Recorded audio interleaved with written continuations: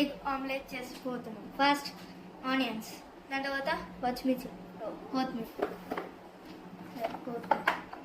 First మనమైతే onion cut చేసినాం. Egg omelette చేయబోతున్నాం. ఇవన్నీ నేనైతే ఫస్ట్ ఒక 3 eggs తీసుకున్నా, అల్లం, ఇవన్నీ మిక్స్ చేసి కొంచెం పాలు కలిపిన.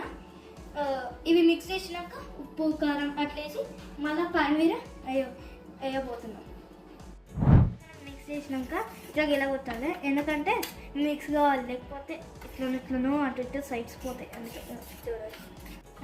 ఇప్పుడు చిన్న స్టవ్ మీద చిన్న పెట్టుకొని చేయాలి, ఎందుకంటే పెద్ద పెట్టుకుంటే మొత్తం అటు ఇటు పోతాయి. మనం మిక్స్ చేసినాం కదా, ఇలా కొంచెం కంప్లీట్ అయితే వేసినాం కదా. ఇప్పుడు తిప్పుకోవాలి. దూరంగా అయింది కదా, వేసినాం కదా. ఇప్పుడు మసాలా వేసి కొంచెం ఎక్కువ బంద్ చేయాలి. వా రెడీ అయింది.